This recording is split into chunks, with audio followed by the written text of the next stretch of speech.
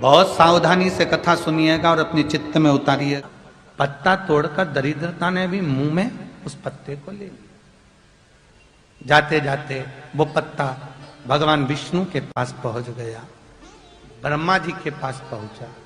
ब्रह्मदेव ने कहा ये पान में मध्य भाग में लक्ष्मी का निवास होगा और इसकी जो तने हैं, जो तने बने दिखते हैं, इसमें कामदेव का निवास होगा।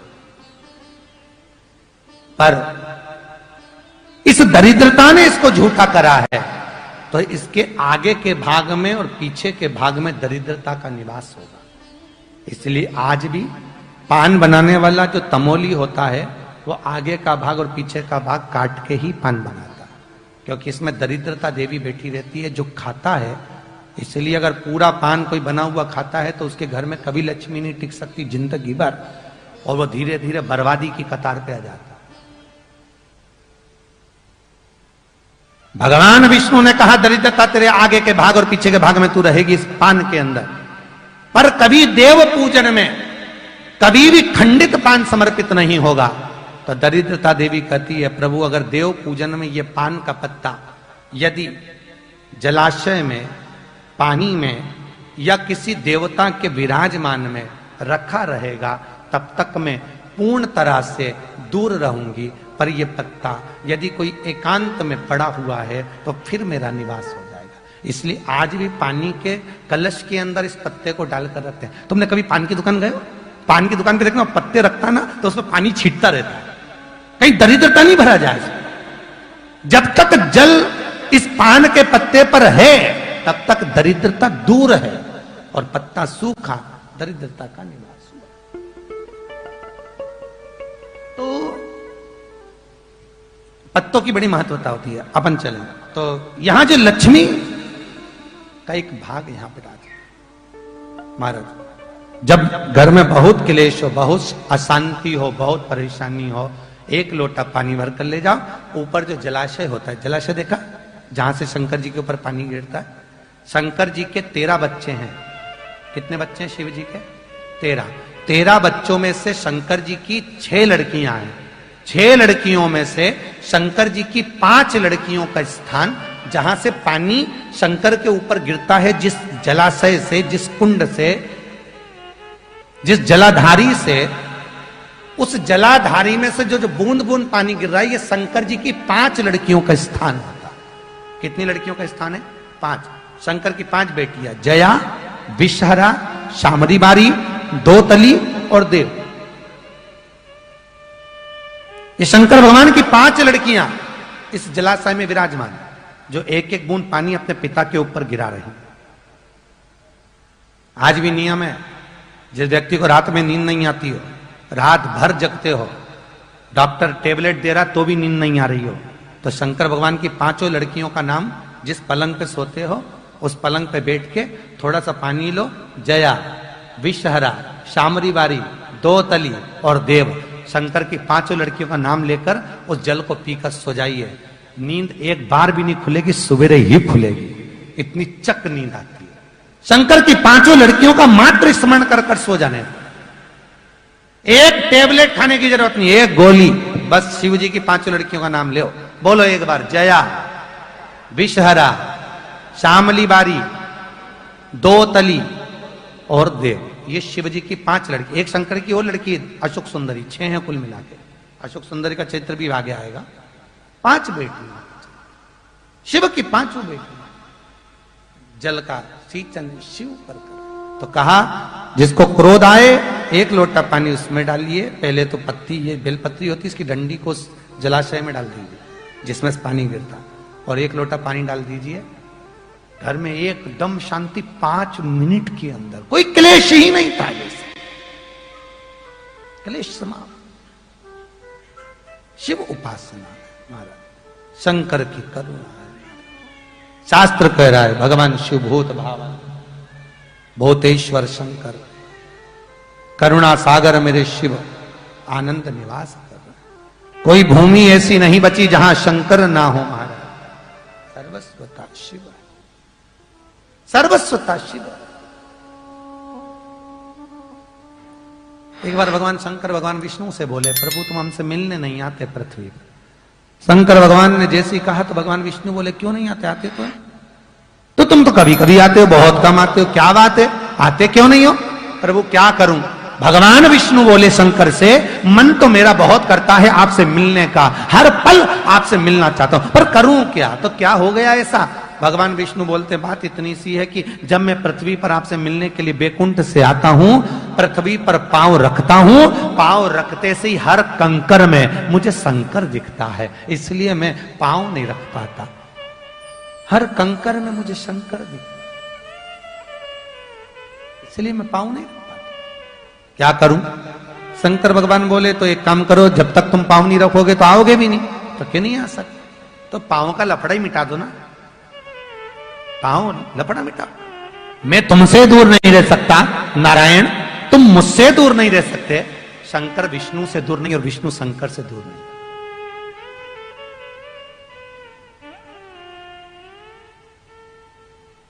शंकर से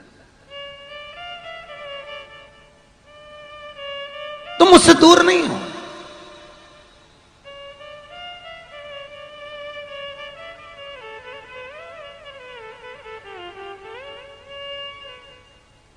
मैं तुमसे दूर नहीं, तो फिर ये पांव का लफड़ा मिटाओ, क्या करना है?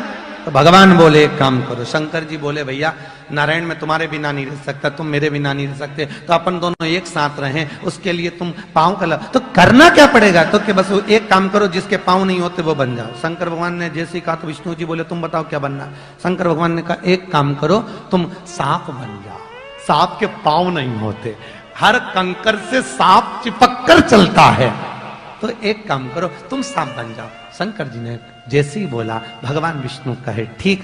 आज भी शंकर जी के गले में एक सांप पड़ा हुआ दिखता है, वो सांप कोई दूसरा नहीं, भगवान विष्णु है, जो शंकर के गले से लिपट कर आज भी रहते हैं, आज भी रहते हैं, उनसे वो दूर नहीं।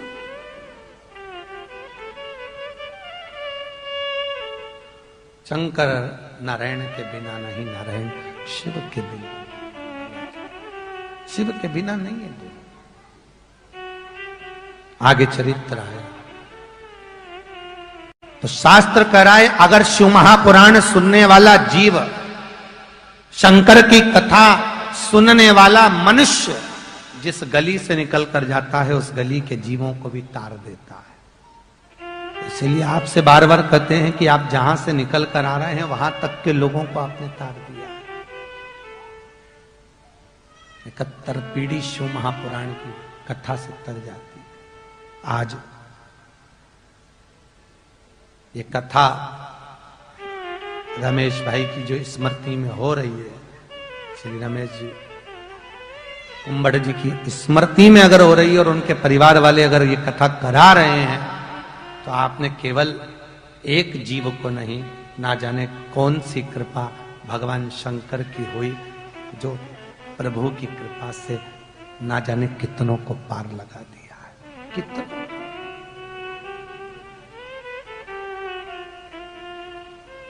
प्रभु की कृपा।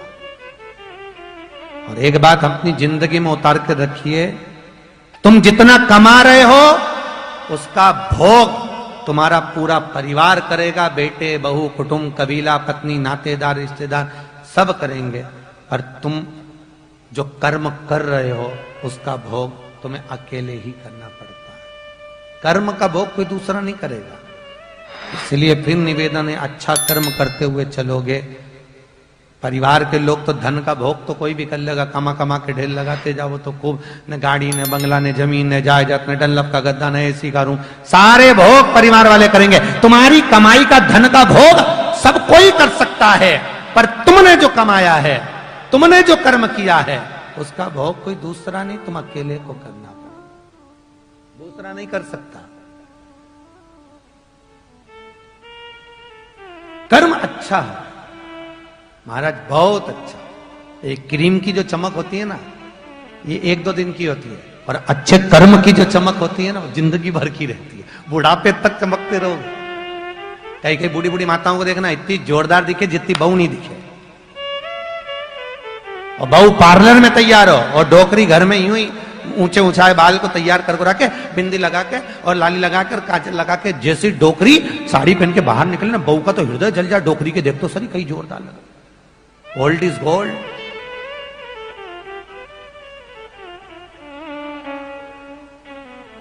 कई कई माताओं को तो हम कह भी देते हैं, अरे माता जी हमें लगता ही नहीं कि तुम्हारी बहुएं आ गई, तुम सास हो गई। जितनी जोरदार तो बहुएं नहीं लगे उतनी जोरदार सास दिखे। तो सास भी बेचारी ज्यादा तैयार नहीं होती इसी चक्कर में कि बहू का मान नहीं घटे, बेचारी को अच्छे से लगना चाहिए। तो सास तैयार ही। सारे देवताओं में सबसे सुंदर देवता कौन से? बोलो जम के। कौन है? महादेव। सबसे सुंदर देवता, सबसे सुंदर। एक बार गणेश जी ने कह दिया था, पिताजी एक बार नहा के आओ गंगा जी, ये भस्मी मस्मी सब निकालो। एक बार जरा सब भगवान विष्णु पीतांबर पहन के रहते हैं, माला माला पहन के रहते हैं, सोना चांदी पहन के रहते हैं, ब्रह्मा देवता सारे देवता रहते, तुम ऐसे रहते भस्मी मस्मी रमा के, जाओ नहाने के लिए और आज तुम भी तैयार हो जाओ। शंकर भगवान ने पूछा, पहले भगवान विष्णु को बुलाते, ब्रह्मा को, इंद्र को, 33 कोटि देवताओं को बुलवाते कि वो मंजूर है उनको तो मैं नहा लेता हूं, अब भी नहाऊंगा। सारे देवताओं को बुलाया। देवताओं से भगवान गणेश जी ने कहा, बोलो सब कि शंकर भगवान से कि चलो नहाने जाओ, आज तैयार होकर आओ तुम, हमें तुम्हें तैयारी के बेस में देखना, जा बोलो। सारे देवताओं ने गणेश जी का कहना माना और कहना मानकर सारे देवताओं ने कह दिया, शंकर जी आज तुम ये सब भस्मी मस्मी मिटाओ और आज तुम तैयार हो गया।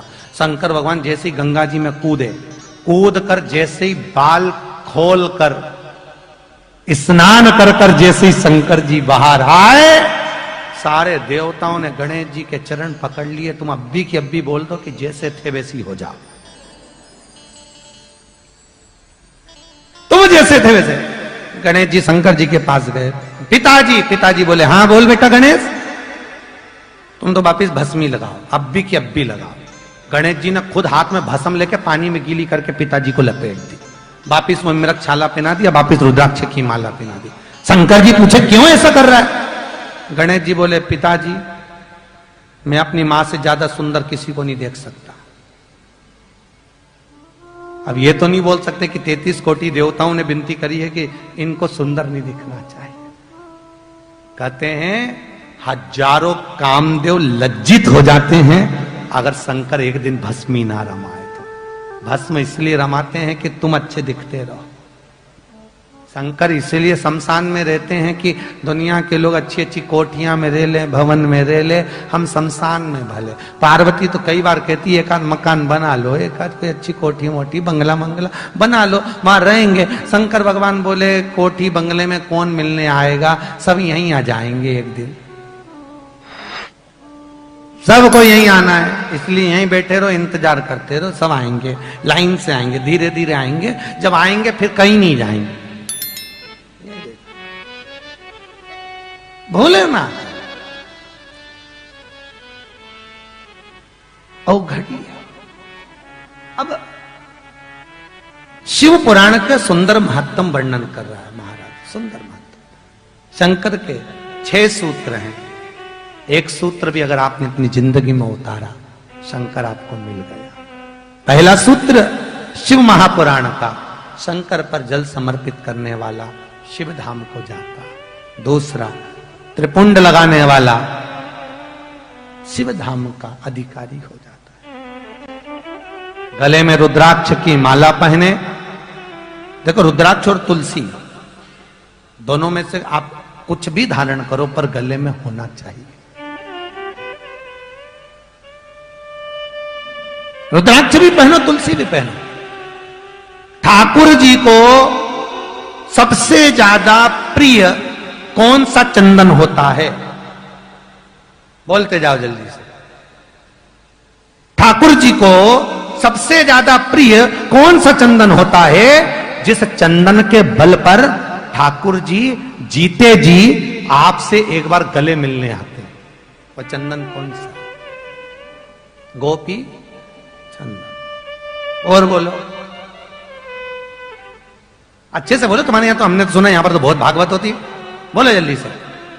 सबसे ठाकुर जी को वो कौन सा चंदन है जिस चंदन के बल पर भगवान को, मनुष्य को जीते जी एक बार गले लगाना पड़ता है। भगवान विष्णु को, ठाकुर जी को सबसे प्रिय चंदन होता है हरि चंदन।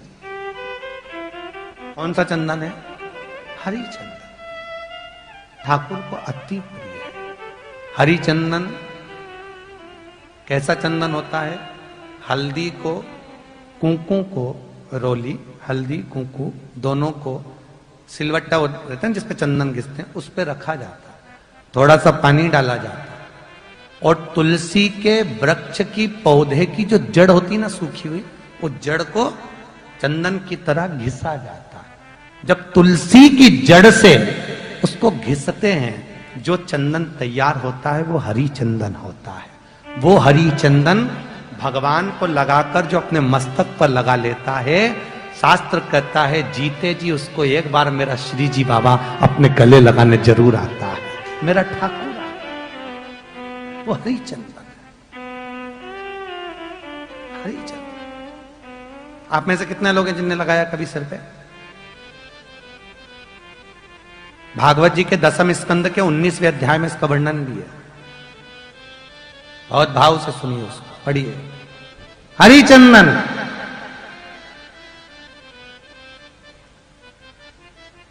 एक तुलसी का पत्ता भोग में मत रखो, भोजन में मत डालो, भगवान स्वीकार करेगा क्या? अरे बोलो जम के, नहीं, क्योंकि उसमें तुलसी नहीं है।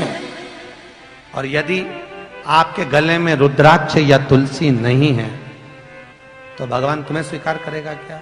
अरे बोलते जाओ, नहीं। तुम कितनी भी सोने की कंठी पहनो, चेन पहन लो, रुद्राक्ष अगर है तो शंकर जान जाते हैं ये मेरा है, वो ले जाते। तुलसी है तो भगवान विष्णु कहते हैं ये मेरा है, इसको मैं स्वीकार करूंगा। बिना तुलसी के भगवान जब भोजन नहीं ग्रहण करते तो तुम्हें कैसे ग्रहण करेंगे? ये विचार तो करो। और यो जोधपुर वाली जीजियो, अच्छे से सोचो तो सही जरा, स्वीकृति कैसे हो? कैसे? कितना सुंदर लिखा है, कार्तिक के महीने में 10वीं तिथि को जो तुलसी की डंडी को घी में भिगोकर अपनी कामना कर कर भगवान के सामने दिए में रखकर जला देता है, दिए की तरह उससे आरती उतार देता है, कहते हैं उसका जन्म दूसरी बार पृथ्वी पर नहीं होता, वो भगवान के गोलोक धाम में जिंदगी भर के लिए विराजमान हो जाता है। जिंदगी भर के दीप की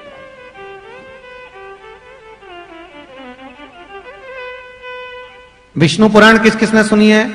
हाथ उठा। विष्णु पुराण का 5वां अंश कार्तिक खंड वर्णन करता है, या स्कंद पुराण का कार्तिक खंड को उठा लीजिए, वो वर्णन करता है 24 तरह के दिए होते हैं। कितने तरह के? 24 तरह के दीप होते हैं। उस दीप में सर्वाधिक श्रेष्ठ दीप होता है तुलसी दल का दीप, तुलसी की डंडी से जो प्रकट किया जाए। बत्तियों का भी क्रम है, एक लंबी बत्ती होती है, एक गोल बत्ती होती है। होती कि नहीं होती? लंबी और गोल। शंकर भगवान से पूछा, आपका कोई भगत मरता है तो आपका गण क्यों नहीं जाता लेने के लिए? शंकर भगवान बोलते हैं मेरे गण ऐसे हैं, किसी का मुंह लंबा है, किसी का मुंह चौड़ा है, किसी का मुंह ही नहीं है। जब कोई मर रहा होता है और अगर मैंने गण को भेज दिया तो आधा तो वैसे ही मर जाता है उनको देख के। तो शंकर भगवान बोले मैं अपने गणों को नहीं भेजता। फिर शंकर भगवान बोले मैं खुद जाता, मैं स्वयं। नानी भाई का मायरा सुना आप लोगों ने? अरे बोलो तो, सुना है? उसमें सुना होगा नरसिंह मेहता ने शंकर जी के मंदिर में भजन किया। नरसिंह मेहता को भी अगर सांवरिया से किसी ने मिलाया था तो शंकर नहीं मिलाया था, प्रथम वैष्णव है शिव। नरसिंह मेहता रात भर रोए, भगवान शंकर आ गए, तूने शिवरात्रि के दिन मेरा अभिषेक करा है, आंसुओं से करा है, चल मैं तुझे लेकर चलता हूं। क्या चाहता है? सांवरिया का दर्शन। ले गए सांवरिया का दर्शन, और लेकर जब गए पहुंचे सांवरिया के मंदिर में, ले जाकर सांवरिया के गोलोक धाम में खड़ा कर दिया नरसिंह मेहता। सांवरिया सेठ ने पूछा नरसिंह, अरे ओ नरसिंह। नरसिंह जी बोले बोलो, तुझे लाया कौन है? कौन लेकर आया? तुझे लेकर आया कौन यहां पर? नरसिंह जी। उसी समय पर नेत्र बिंदु में जल भरकर कहते हैं, मुझे लाने वाला ये देव अधिदेव महा जो लेकर आए हैं, देव अधिदेव महादेव हैं जो मुझे लेकर आए यहां। केवल शिव, केवल शंकर हो गए। भगवान समझ गए कि अगर दुनिया में वैष्णव जीवों को, परम भगवदीय जीवों को अगर कोई मुझसे मिला सकता है तो वो केवल एक ही है। कौन?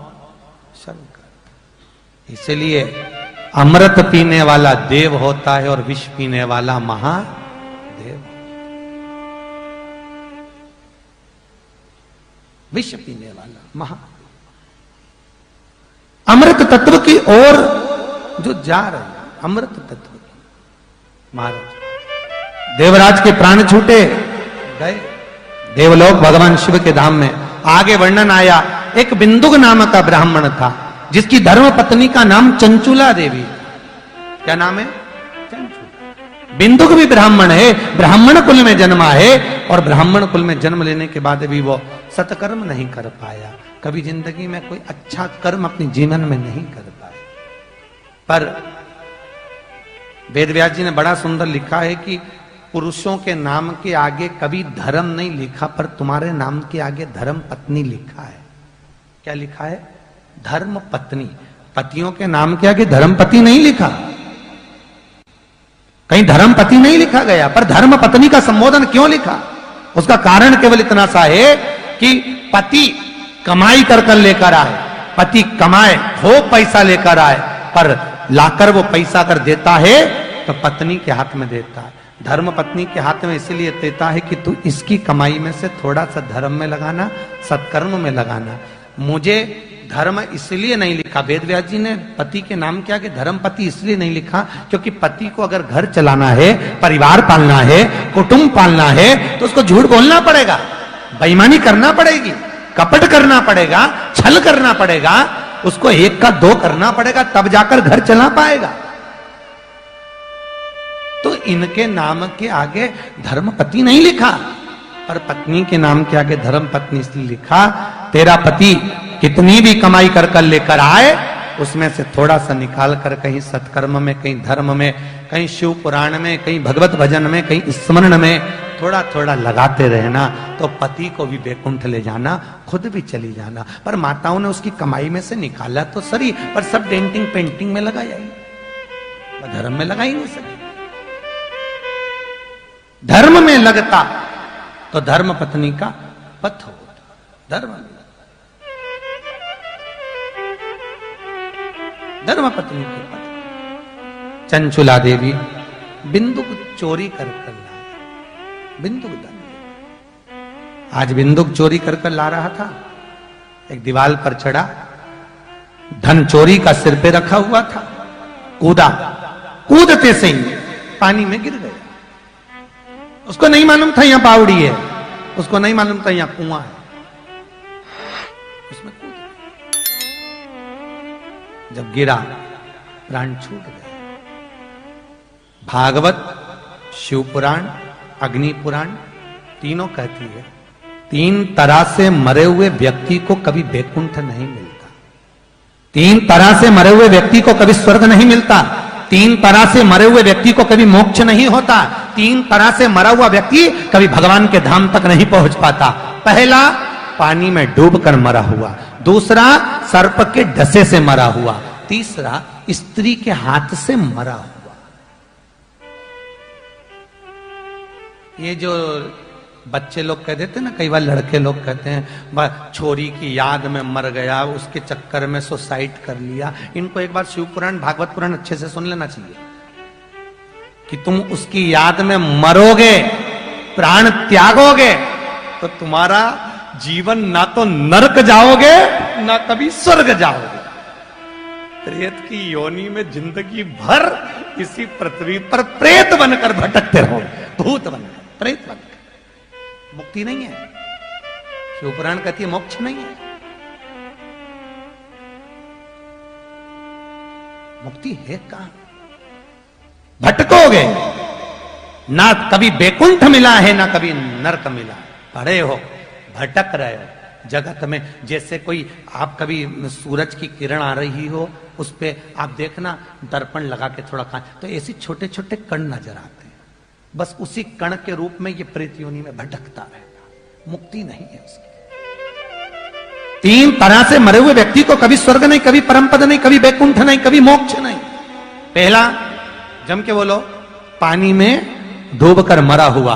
दूसरा, सर्प के डसे से मरा हुआ। और तीसरा, स्त्री के हाथ से मरा हुआ। मोक्ष नहीं, मुक्तता नहीं, आंख में आंसू।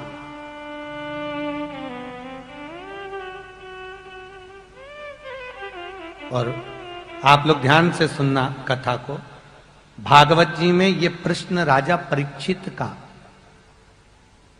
देवऋषि नारद ने भगवान ब्रह्मा से कहा था, परीक्षितम कथम वक्तु संभाय संस्थिते शुके। ये प्रश्न स्वयं राजा परीक्षित का प्रश्न देवऋषि नारद ने ब्रह्मा जी से कहा था। जब परीक्षित को सर्प ने डसा है तो उसको बैकुंठ कैसे मिल गया? तीन तरह से मरे हुए व्यक्ति को परम पद नहीं, बैकुंठ नहीं, मोक्ष नहीं, तो उसको कैसे मिल गए? उसको मिला कैसे? बताओ। तब भगवान ब्रह्मा जी उसी समय पर बोले। ब्रह्मदेव ने कहा, उसने एकाग्र चित्त, एकाग्र मन और एकाग्र ध्यान से कथा सुनी। शिव महापुराण की कथा कहती है, कोई जल में डूबकर भी अगर मर गया, स्त्री के हाथ से भी मर गया, सर्प के डसे से भी मर गया, शिव महापुराण की कथा कहती है, अगर अपनी जिंदगी में उसने यदि शंकर का अनुमोदन करा है या शिव महापुराण की कथा का स्मरण किया है, फिर अभी आपको वही बात आ गई कि आप जिस गली में से निकल कर जाओगे शिव पुराण को सुनकर, उस गली में कोई अधोगति में भी मरा है तो उसका परम धाम है, उसका मोक्ष, मुक्तता मिल जाती है उसको। तो कहा, एकाग्र चित्त से स्मरण से अगर किसी ने शिव महापुराण की कथा को सुना और यदि वो जीव का मात्र दर्शन हो गया, मात्र दर्शन, केवल दर्शन। महाराज, जिसके माथे पर त्रिपुंड लगा हो, जिसके गले में रुद्राक्ष या तुलसी की माला हो, उसका सुबह से अगर दर्शन हो जाए तो कार्य सफल होता है, कार्य सफल। कई कई ब्राह्मणों को तो सिर पे तिलक लगाने में भी शर्म आती है, हम उनसे भी कहते हैं लगाओ। अगर मस्तक पर ब्राह्मण के सिर पर तिलक है, त्रिपुंड लगा हुआ है, गले में रुद्राक्ष या तुलसी की माला है, तो तुम्हारा चेहरा देखकर ना जाने कितनों के भाग्य खुल जाएंगे। मात्र तुम्हारा चेहरा देख लो, मात्र केवल तुम्हारा स्वरूप देख लो, केवल लगाइए। अब भगवान शिव की कथा कह रही। बिंदु के प्राण छूट गए, बिंदु के प्राण गए, चंचुला देवी रो रही है, अंतिम संस्कार करवाया। बहुत ध्यान से सुनना, शिव पुराण बार बार नहीं मिल सकती। किस्मत वाले हो जो आपको मिली है और आप सुन रहे हैं। ना जाने कितनी पीढ़ियों को तार दोगे केवल इस पुराण, और ना जाने कितने संशय आप लोग जो गलती करते आए वो मिट जाएंगे इस शिव पुराण से। जो जो हम पूजन में गलतियां करें वो सब निकल जाएगी, केवल यदि आपने 7 दिन की शिव पुराण को अपने जीवन में याद कर लिया। मट्टी का दिया, तांबे का दिया, पीतल का दिया, स्टील का दिया, कांसे का दिया, आटे का दिया, ये दीप तक का वर्णन शिव महापुराण में कि कौन सा दिया ज्यादा प्रबलता देता है, कौन से जल की प्रखरता, ये एक एक चीज का। बहुत ध्यान से सुनिएगा। हमारा बिंदुक का चंचुला देवी रो पड़ी है, नैनों में जल है चंचुला के कि आज मेरा पति चले गया, आज मेरा पति समाप्त हो गया। आंखों में जल भरा था चंचुला के, नैनों से आंसू बह रहे थे चंचुला के। नगर के लोग सबकी सब आज काशी जा रहे हैं। चंचुला के मन में आ गया पति का अंतिम संस्कार हो गया, सब काम हो गया। मैं भी काशी जाती हूं। जिंदगी में कभी चंचुला देवी काशी नहीं गई थी। और आप सब जानते हो पूरी दुनिया में केवल एक ही नगरी है काशी, जिसको अभिमुक्त नगरी कहते हैं। कौन सी नगरी है वो? अभिमुक्त। दुनिया का कोई संत यदि अपने प्राणों को त्यागना चाहता है तो वो काशी में त्यागना चाहता है। श्रीमद वल्लभाचार्य जी, आप लोगों में से कई लोग होंगे ब्रह्म संबंधी, जिन्हें ब्रह्म संबंध भी लिया होगा। श्रीमद वल्लभाचार्य जी ने स्वयं गोवर्धन नाथ जी से पूछा, मेरे वल्लभ ने, कि गिरिराज बाबा मेरे प्राणों को मैं कहां छोड़ूं? तो गोवर्धन नाथ जी बोलते हैं आप काशी चले जाइए। काशी क्यों? तो गोवर्धन नाथ जी कहते हैं काशी की भूमि एक ऐसी भूमि है जहां पर माता पार्वती ने शंकर से 2 वर मांगे हैं।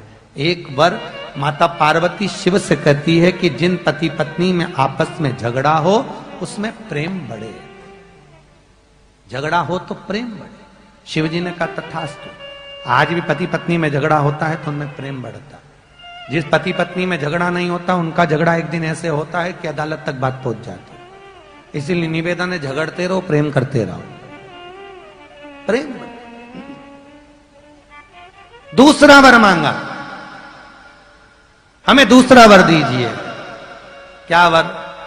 तो कहा दूसरा वर ये दीजिए कि काशी में जो मरेगा, पार्वती जी बोलती हैं काशी में जो मरेगा तो उसको गुरु मंत्र आपको देना पड़ेगा। गुरु मंत्र आप दी शंकर भगवान से, गुरु मंत्र आप दीजिए। शिव जी तुरंत बोले पार्वती जगदम्बा ये कभी नहीं हो सकता, कभी नहीं हो सकता कि मरने वाले को गुरु मंत्र मैं दूं और तू कह रही है कि गुरु मंत्र आपको देना पड़ेगा। ये कभी नहीं हो सकता, कभी भी नहीं। चंचुला देवी का प्रसंग है। पार्वती मैया चित्तवृत्ति रखकर नयन बंद कर कर बैठ गई। शिवजी आखिरी में बोल दिए ठीक है पार्वती, ठीक है, मैं तुझे वचन देता हूं पार्वती, मैं तुझे वर देता हूं, काशी में मरने वाले को गुरु मंत्र मैं दूंगा। तो पार्वती जी बोलती है मुझे कैसे मालूम पड़ेगा कि आपने गुरु मंत्र दिया? मालूम कैसे पड़ेगा? तो पार्वती से पूछा तू बता क्या चाहती है? पार्वती जी कहती है गुरु मंत्र देना तो सीधे कान में देना, और सीधे कान में देकर कान को मोड़ देना, मैं समझ जाऊंगी कि आपने गुरु मंत्र दे दिया। आज भी काशी में मरने वाले का सीधा कान अपने आप टेढ़ा हो जाता है। आज भी। पहले हमको भी विश्वास नहीं था, फिर एक बार जब काशी में कथा करने गए तब मणिकर्णिका पे जाकर दर्शन किया। किसी के कान सीधे थे, किसी का कान टेढ़ा था, तो पूछा ये सीधा कान वाला कहाँ का मुर्दा है? तो के 40 किलोमीटर दूर। जिसका कान टेढ़ा था उसका पूछा तो ये काशी की वो कॉलोनी का है। तो समझ में आ गया कि शिव महापुराण में मणिकर्णिका की एक पुस्तक निकली हुई है, आपने पढ़ा होगा, काशी मरण मुक्ति। कभी मौका मिले तो उस पुस्तिका को पढ़ना, या विद्येश्वर संहिता शिव पुराण की पढ़ना। उसमें स्पष्ट किया गया है काशी में मरने वाले का सीधा कान टेढ़ा हो जाता। आज भी कभी मौका मिले तो दर्शन करके आना। अभिमुक्त नगरी है काशी। गोवर्धन नाथ जी श्रीमद वल्लभाचार्य जी से करें अगर प्राणों को त्यागना है तो काशी जाओ। मेरे वल्लभ ने 80 घाट पर पहुंचकर प्राणों को त्यागा। रामानुज स्वामी, जिनसे रामानुज कोट आगे बढ़ा है, शंखचक्र, रामानुज स्वामी कहते हैं कि अंतिम समय में वेंकटलाल से पूछा गया कि प्राण कहां त्यागना है, तो वेंकटलाल कहते काशी चले जाओ। राम स्नेही संप्रदाय, जहां राम जी का नाम पूजा जाता है, राम जी महाराज जिन्होंने स्थापना करी राम स्नेही संप्रदाय, वो कहते हैं प्राणों को कहां त्यागा जाए? राम जी कहते हैं काशी चले जाओ। संत काशी में जाकर अपने प्राणों को त्यागना चाहते हैं क्योंकि शिव का गुरु मंत्र उनके कानों में मिल जाता है। अभी मुक्तता है काशी, मोक्ष नगरी है काशी, अभी मुक्त। भारत की भूमि के सबसे ज्यादा मुर्दे कहां चलते हैं? काशी में। अपने यहां गाड़ियां ओवरटेक करती, वहां मुर्दे ओवरटेक करते हैं। लोग मुर्दों को लेके भागते हैं जल्दी जल्दी, समय पे हमारा नंबर लग जाए। काशी में पूरी दुनिया में कहीं पे भी मुर्दे जलाओ, 3 दिन तक ठंडे नहीं होते। काशी के मणिकर्णिका घाट पर जो मुर्दा जलता है आधे घंटे के अंदर ठंडा हो जाता है, जलकर पूरा ठंडा। मणिकर्णिका मोक्षता है अभी। वो तो दुनिया के लोगों को थोड़ा डर लगता है वहां मणिकर्णिका पे जाने में, इसलिए लोग जा नहीं पाते, बहुत भय लगता है। मणिकर्णिका के घाट पर पहुंचोगे ना, और मैं तो कहता हूं जिसको अहंकार है ना बहुत दौलत का, धन का, काया का, माया का, मेरा निवेदन है उसको एक बार मणिकर्णिका के घाट पे जरूर ले जाओ, पकड़ के ले जाओ। चल तू दर्शन, चलकर दर्शन तो करो।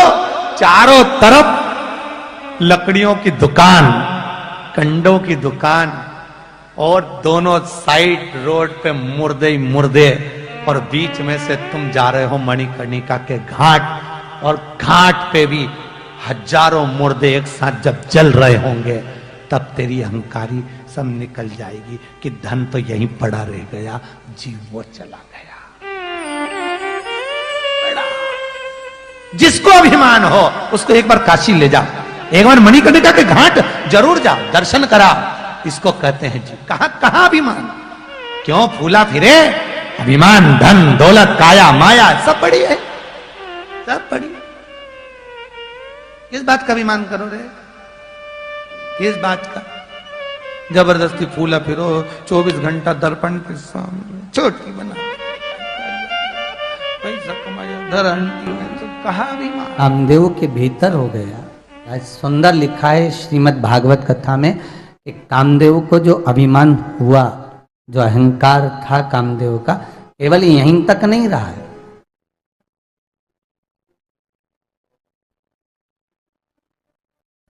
जब कामदेव जल गए थे, भस्म हो गए थे, जिनका एक नाम अनंग हो गया था, मतलब शरीर नहीं दिखता था, केवल एक हवा की तरंग की तरह कामदेव रह रहे थे।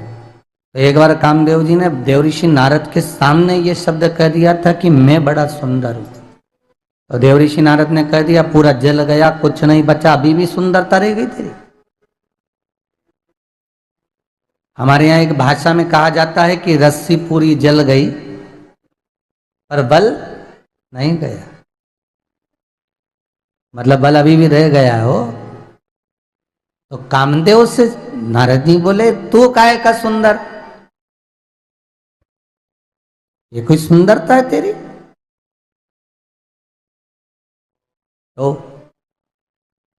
अगर सुंदरता देखना है तो नंद बाबा के महल में एक छोटा सा बालक रहता है जिसकी उम्र 4 वर्ष की है, वो भ्रमण करता है। सुंदरता देखना है तो उसकी देख, जिस पर पूरा ब्रज निछावर है, क्या सुंदर। तो कामदेव ने कहा इतना सुंदर है क्या? हाँ, पर मैंने तो सुना है वो तो काला है।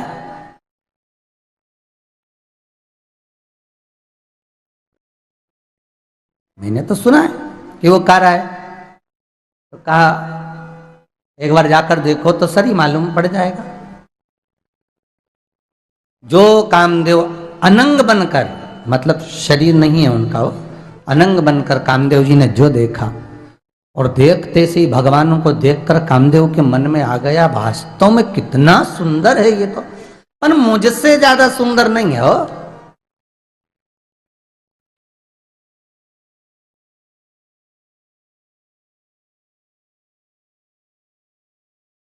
मुझसे ज्यादा सुंदर नहीं है हो।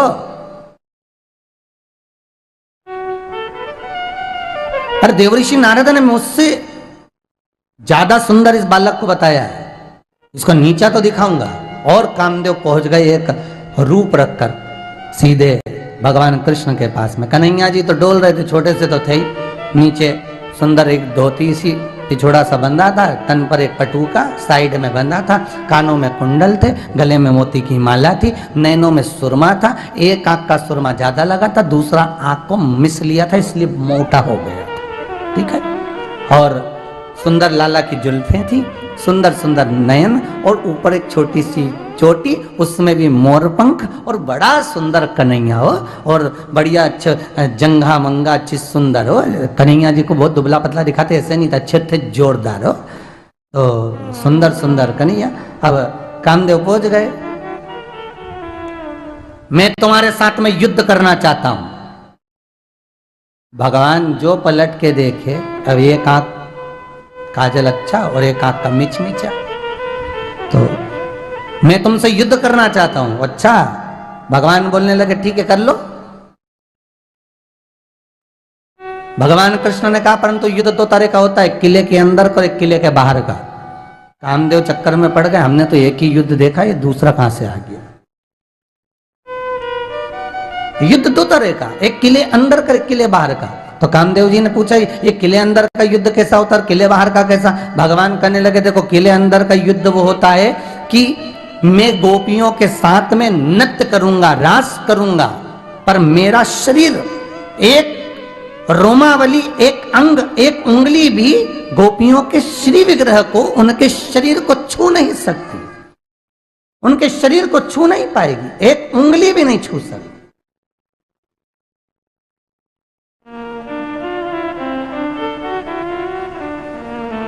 एक उंगली भी उनको नहीं छू पाएगी। और किले बाहर का युद्ध कैसा होता है? तो कहा महाराज जी, किले बाहर का युद्ध वो युद्ध होता है जिसमें आप धनुष और बाण लेकर आए और मैं भी धनुष और बाण लेकर आऊं, और जब युद्ध प्रारंभ हो, जो जीता वो ठीक है, जो जीता ठीक है। दो तरह का युद्ध, बोलो कौन सा करोगे, किले अंदर का कि किले बाहर का? अब कामदेव के मन में आया कि किले बाहर का युद्ध तो बहुत करा, और हो सकता है अगर ये युद्ध में निपुण हुआ और जीत गया तो, इसलिए किले अंदर का युद्ध हजारों गोपियां आएंगी और ये किसी को टच नहीं करेगा और नृत्य उन्हीं के साथ करेगा। भगवान ने कहा किले अंदर का युद्ध। भगवान कृष्ण बोले तो अचानक शरद पूर्णिमा के दिन,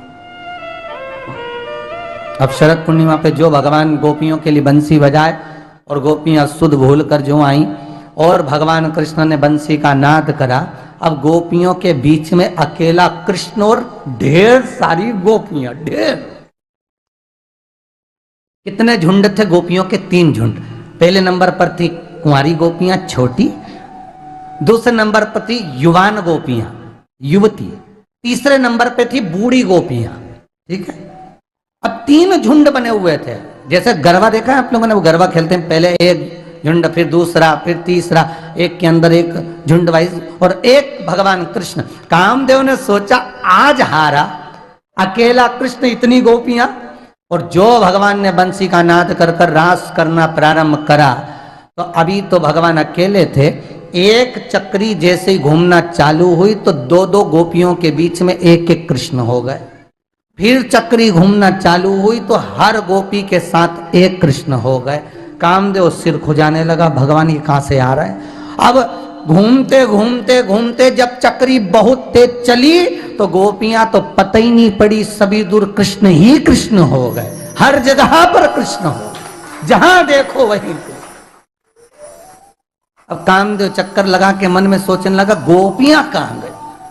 अब ढूंढ रहे, मिल ही नहीं रही, और आखिरी में जब रास समाप्त हुआ, कामदेव चरणों में पड़ गया, क्षमा कर दो, मैंने आपकी परीक्षा ली। भगवान कृष्ण कहते हैं बेटा बेटा ही रहता है और बाप बाप ही रहता है, और वही हुआ है इस कथा में। ये जो नवरात्रि की शुरुआत है, गुप्त नवरात्रि की, उसकी कथा चल रही है। अपन को त्रिपुरा सुंदरी पर पहुंचना है, क्योंकि ये वाला जो नवरात्रा है माघ महीने का गुप्त नवरात्रा, ये त्रिपुरा सुंदरी का है। तो त्रिपुरा सुंदरी पर पहुंचना इस कथा से।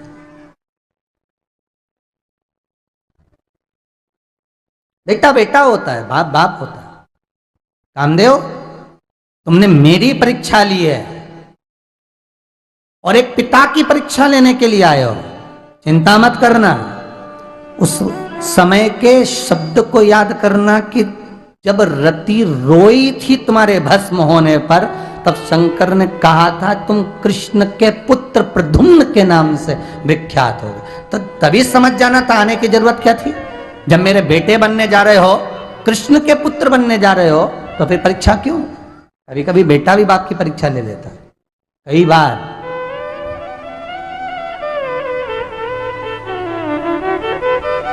बाप बेटे की परीक्षा ले चल जाएगा, पर बेटा बाप की परीक्षा ले कभी नहीं चलेगा। पिता पुत्र से कहे कि ये कर लो, चलेगा, पर बेटा खुद कहे पिता से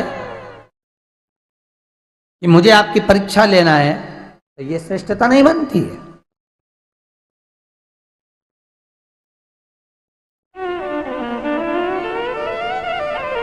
ना जाने कहाँ की बात है, ध्यान में नहीं आ रही। एक जगह पर हम ठहरे हुए थे, कथा करने के लिए गए थे, तो वहां कथा तो किसी समिति की थी और ठहरा हमको घर में दिया था। वो किसी के घर में ठहरे थे, तो वो अब उस लड़के को भान नहीं वाणी का, तो वो पिताजी सोफे पर बैठे थे, हम अपने कमरे में भगवत भजन कर रहे थे, नाम जाप कर रहे थे। ज्यादा से ज्यादा समय मिलता है उतना समय भगवान का भजन करो। संसार में पड़े रहोगे तो और घिराते चले जाओ और घिराओ। कमरे में बैठे थे, भजन कर रहे थे, तो बेटे की शादी हो चुकी थी, उनके यहाँ बहू भी थी, पोता पोती भी थे।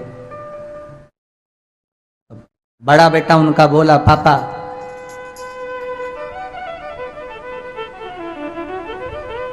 अब ये सिग्नेचर का जो काम है ना वो हमको दे दीजिए। अब बार बार तुम्हें बैंक में ले जाना पड़ता, अवस्था नहीं है, और तुम्हें गाड़ी में ले जाओ, वाकर से ले जाओ, उनको चलते थोड़ा प्रॉब्लम था, वो सब पकड़ कर चलते वाकर से।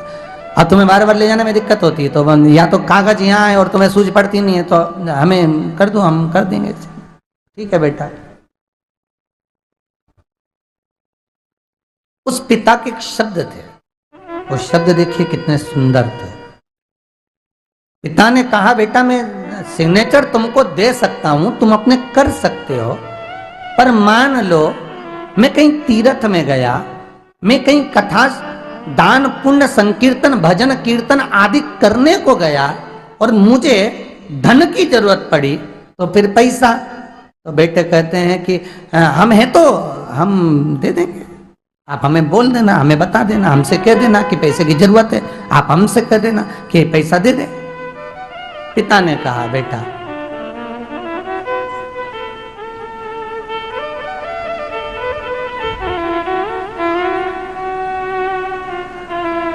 पूरी जवानी निकल गई कमाने में, अधेड़ी निकल गई तुम्हें पालने में, कभी कथा सत्संग भजन मंदिर देवालय नहीं जा पाया, कभी तीर्थ करने नहीं जा पाया, कभी शिव पुराण, कभी राम कथा, कभी भागवत कथा नहीं करवा पाया। बुढ़ापे का सोच कर बैठा था कि बुढ़ापा आएगा तो मेरा शरीर साथ नहीं दे पा रहा, पर अभी भी मेरे मन में है कि कथा भागवत संकीर्तन स्मरण कराऊं, और अगर कराऊं और तुमसे मांग कर, मेरा ही धन में तुमसे मांग कर कराऊं, तो उसमें श्रेष्ठता नहीं हो सकती। एक बार मेरी जिंदगी का कोई पुण्य कार्य कर लूं, उसके बाद भले सिग्नेचर तुम्हारे हो जाए। मेरे जाने का रास्ता सुलभ करना है, अपने मार्ग को मैं सुलभ करूं।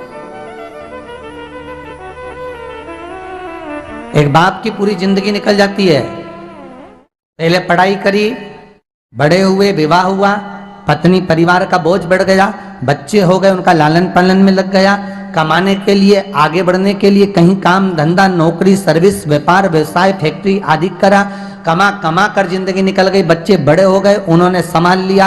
अब मन में आया कि कथा करवाऊंगा, तीर्थ जाऊंगा, स्मरण करूंगा। धीरे धीरे धीरे धीरे इतने उस काम में रम गए कि फुर्सत नहीं मिल पाई। आखिरी में जब शरीर साथ देना बंद कर दिया, मन में आया कि तीर्थ जाऊं, कथा करवाऊं, कुंभ जाऊं, ये करूं वो करूं, पर अब शरीर साथ नहीं दे रहा, तो बिना किसी के साथ जाए कैसे हो सकता है।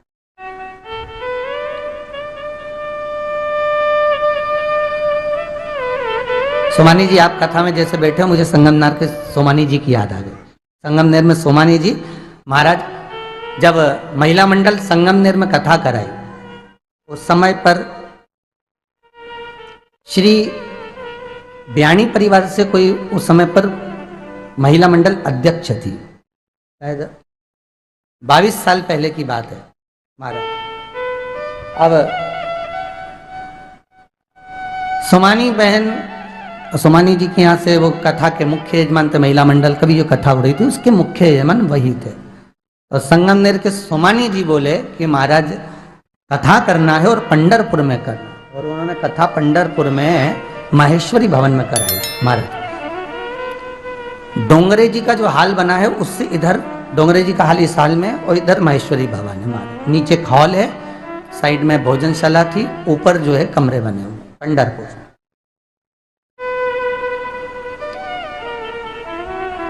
कहा गुरुदेव कथा कराना और पंढरपुर में कराना। मैं कहा कथा कराओ, बड़े प्रेम से कराओ। पर शरीर साथ नहीं देता गुरुजी। एक काम हो सकता है क्या कि कथा आप वहां कर दो और कथा बाची आओ, पंडितनाथ सुन लेगा और मेरे शरीर से नहीं बने, मैं नहीं जा सकूं। भाई कोई समस्या हो जैसे लॉकडाउन जैसी तो भले ना जाओ, कथा हो जाए, पर उस समय तो कोई समस्या भी नहीं थी। हमने कहा सोमानी जी आप जरा चिंता ना करिए, आपके पुत्रों से पूछते हैं, वो कथा में आपको ले जा सकते नहीं ले जा सकते। उस समय उनके पाँव में कोई ऐसा हाथी मत्था की बीमारी हो गई थी कि पाँव से चल नहीं पाते थे, बहुत पाँव मोटे मोटे हो गए थे, हिल नहीं पाते ज्यादा। मुझे उम्मीद है उनके घर के लोग शायद इस कथा को सुन भी रहे होंगे श्रद्धा चैनल के माध्यम से। हाथी मत्था की बीमारी थी। अब पुत्र आए कथा में एक दिन बैठने के लिए, तो हमने उनसे कहा तुम कथा यहाँ कर, पिताजी का मन है पंढरपुर कथा कराने का। गुरुजी करा तो ले परंतु उनके शरीर से बनता नहीं है। हमने कहा नहीं बनता तो तुम क्या करोगे? तुम 4 पुत्र हो, तुम्हारा फर्ज है पिता को उठाओ, लेकर गाड़ी में बिठाओ, पंढरपुर की कथा का उनका मन है स्मरण कराओ। अरे तो उनका शरीर भी तो भारी है गुरुजी, कैसे बनेगा? हमने कहा जब एक माता के गर्भ के अंदर बच्चा रहता है और माँ 9 महीना तक उसको उठाकर फिरती है, पर माँ कभी नहीं कहती कि मुझे बोझ लगता है, तो बेटे को भी नहीं लगना चाहिए कि बाप की जब तक सांस चले बाप बोझा ना बने।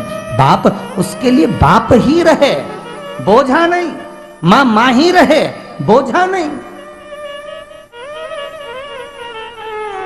आज तुम्हारी अगर ये जीनिंग चल रही है, फैक्ट्रियां चल रही हैं, तो ये बाप के बल पर चल रही है। तुम्हारा क्या विचार है? मैं कहूंगा उनके बेटों को साधुवाद दूंगा। जैसे आपके पुत्र आए थे यहाँ जगह देखने की, मैं कथा में हमारा मन है इस लॉकडाउन की कथा में हम भी आए कथा का स्मरण करने, तो उसी तरह वो 4 बेटे पंढरपुर गए, जगह देखे और पिताजी को गाड़ी में लेकर 4 बेटे पंढरपुर में पहुंचकर कथा कर तत्व ग्रहण करे। मुझे उनका चरित्र आज आपको देखकर याद आ गया। बेटे आए कि गुरुजी कथा करवाना है, हमारी ऑनलाइन कथा है, पर पिताजी का मन है कि कथा वहां बैठ कर सुने। तो हमने कहा ये व्यवस्था भी चल रही है, कोई आश्रम के इतने कमरे वीआईपी नहीं बन पा रहे हो, और ना यहाँ कोई वीआईपी, यहाँ तो एक ही वीआईपी वो कुबेरेश्वर भंडारी है, वो सबसे बड़ा वीआईपी। बस उसके अलावा इस भूमि का एक प्रताप है कि इस भूमि पर आने पर दिल से, और आप में से भी कई लोग बैठे होंगे जो कितनी बार आ गए और इस भूमि से जो मांगा वो मिला है। इस भूमि का प्रताप ही यही है कि इस भूमि पर बैठकर जिस चर्चा को हम करते हैं, जिस स्मरण को करते हैं, वो मिलता है। क्योंकि यहाँ कथा का इतना रस तत्व है, भक्ति का इतना रस तत्व है कि वो प्राप्त हो ही जाता है। अभी ये कथा एक लेटर यहाँ है। गुरुजी चरणों में प्रणाम। शिव पुराण कथा सुनने से हमारी जल्दी शादी हो गई गुरुजी, और बहुत अच्छा जीवन साथी भी मिल गया। सारे कार्य अच्छे से अच्छे हो रहे हैं। ये किसी ने लाल पेन से लिखा है, जिसने लिखा होगा वो बैठा होगा, भगवान की कृपा हो।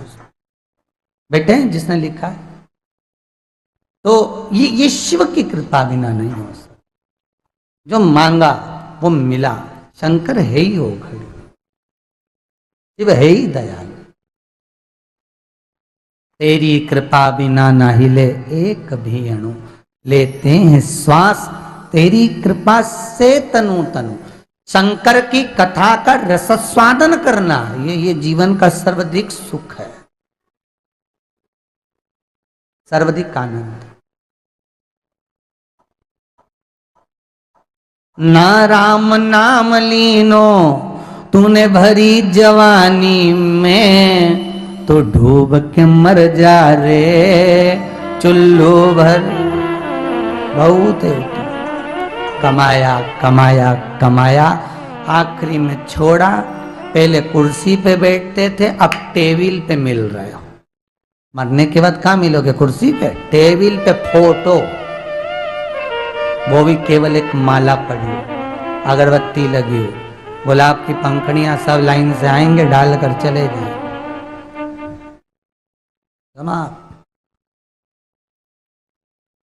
कोई याद नहीं करेगा, सब 10वें और 12वें को याद करेंगे कि 12वें में क्या क्या बनवा रहे हो। गुलाब जामुन बनवा रहे हैं, पिताजी को पसंद थी, और ये बन कोई ना याद करे। तेरा तेरा दिन याद करे, क्यों रे नर सुमिरन क्यों नहीं करे। केवल तेरा तेरा दिन, कितने दिन याद करेंगे? केवल तेरा, इससे ज्यादा कोई याद ना करेगा। पर जिंदगी में एक भजन, स्मरण, कथा, नाम जाप, कीर्तन जो हम कर चले, वो जीवन का सुख प्रदान कर देगा, वो जीवन का आनंद देगा।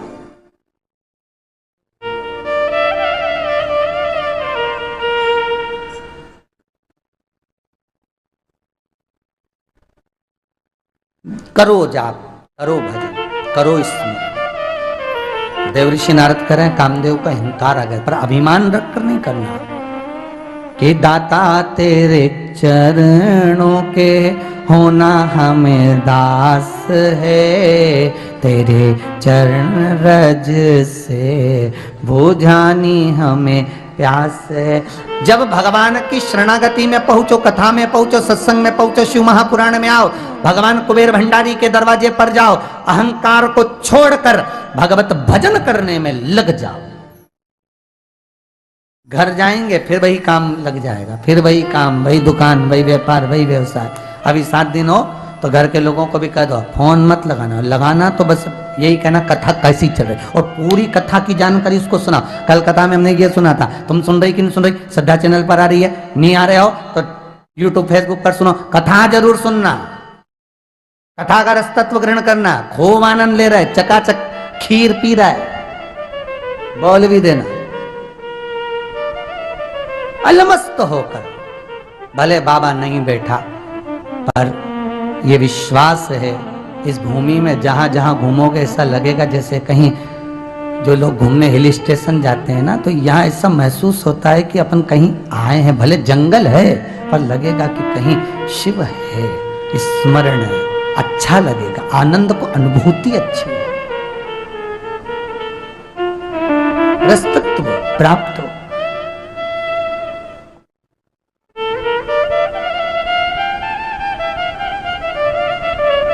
आज एक बहन जी आई थी, कह रही थी गुरुजी हमने शिव महापुराण सुनी, गर्भस्थ बच्चादानी में गठान थी, आप लोग भी खड़े होंगे तो सुना होगा, गठान थी, पर ऑपरेशन की तारीख दे दी थी, पर शंकर की कथा ऐसी सुनी और जो शिव कथा के उपाय थे वो करा। डॉक्टर के हम पूछने के लिए गए कि हमारी कल के ऑपरेशन है, और मैडम ने कह दी ऑपरेशन की जरूरत ही नहीं है। शायद बैठी होंगी वो माता भी यहाँ पर, वो यहाँ बैठी होंगी शायद कहीं, तो वो कहे ऑपरेशन की ही मना कर दिया। बाबा ने ऐसी कृपा कर दी, विश्वनाथ ने ऐसी करुणा कर दी। जब वो बोल रही थी तो आप लोग भी कुछ लोग खड़े होंगे सुबह के समय पर, तो बड़ी अलमस्ती में कह रही थी, बाबा ने बड़ा साथ, प्रसन्न चित्त, भाव आनंदित, उसका रस तत्व, शिव कथा का रस तत्व कोई साधारण नहीं। शंकर की कथा को सुनो, सुनाओ, जगत को कहो कि सुने और अपने जीवन में उतारे इस शिव कथा, इस शंकर की कथा के रस तत्व को उतारे। महाराज कामदेव ने अच्छा नहीं किया,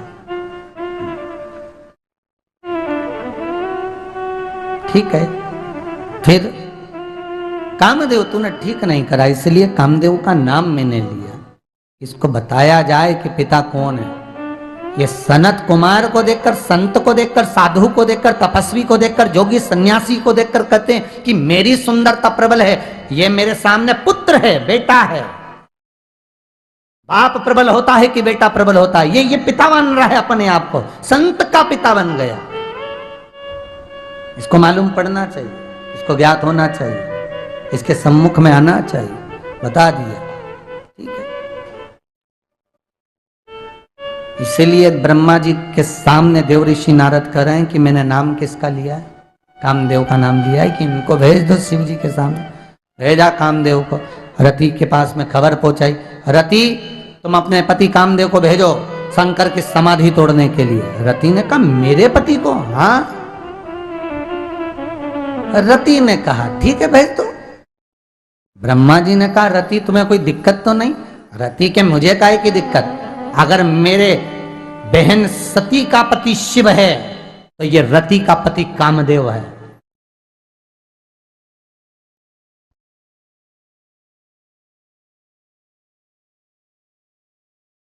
दक्ष प्रजापति की सबसे छोटी लड़की है सती। 60 कन्याओं का जो जन्म हुआ सबसे आखिरी की थी सती, मतलब रति भी बड़ी थी।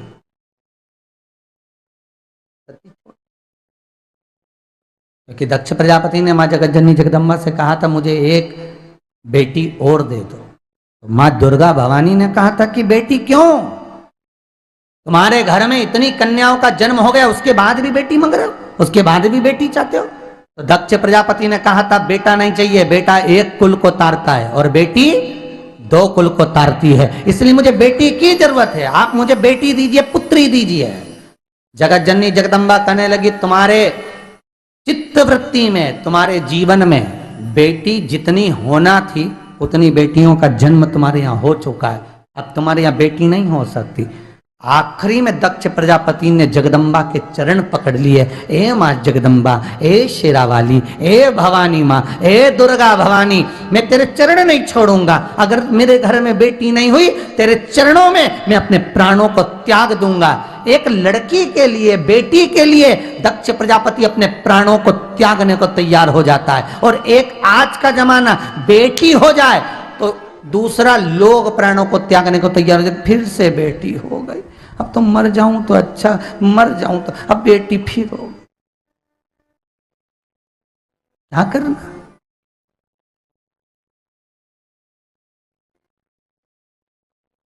बेटी फिर हो गई, बेटा हो जाता तो कितना अच्छा होता। भगवान को धन्यवाद दो, उसने तुम्हारे लिए अच्छा सोच कर रखा है, इसलिए बेटा नहीं दिया है। और अगर बेटा हो गया और बेटी नहीं हो रही तो भी धन्यवाद दो, भगवान ने तुम्हारे लिए अच्छा सोच कर रखा है। हो सकता है तेरे पास इतनी व्यवस्था नहीं होगी इसलिए बेटी नहीं दी होगी, और अगर संतान नहीं भी हुई तो भी धन्यवाद दो, उसने तुम्हारे लिए अच्छा सोच कर रखा होगा, उसने सोचा होगा कि ये मेरा है। होता है, एक बार देवऋषि नारद ने भगवान विष्णु से कहा तुम हमारे साथ घूमने चलो, भगवान ने कहा कहाँ? मेरे को मालूम करना है कि दुनिया के लोग कहते हैं जो भजन करता है उसको तो खूब दुख झेलना पड़ता है, और जो भजन ही नहीं करता उसको खूब सुख मिल जाता है, जो 2 अगरबत्ती नहीं लगाता भगवान उसको खूब देता, जो अगरबत्ती लगाता बेचारा हमेशा दुख ही देता। तो ये कहाँ की रीति तुम्हारी? चलो मेरे साथ। भगवान विष्णु ने कहा चल, ब्राह्मण का रूप दोनों ने रख लिया, चल दिए। भगवान देवऋषि नारद बोले बहुत तेज भूख लग रही है प्रभु, कुछ व्यवस्था करिए। भगवान विष्णु ने कहा सामने सेठ जी का घर है, अभी आवाज लगाते हैं, सेठ जी भिक्षाम देही, सेठ जी भिक्षाम देही। इतने में सेठ जी दरवाजा खोल कर है, तुम्हारा बाप रख के गया अंदर, निकलो यहां से बाहर। आ गए भीख मंगने सवेरे सवेरे भिखारी, निकलो यहां से बाहर। देव ऋषि नारद ने भगवान विष्णु से कहा कितना अपमान करा है, सेठ जी को श्राप देना कि बर्बाद हो जाएगी। भगवान विष्णु ने हाथ उठाकर बोला भगवान तुझे और धन दे, खूब 4 चौगुना और बढ़, खूब लक्ष्मी आए तेरे यहाँ।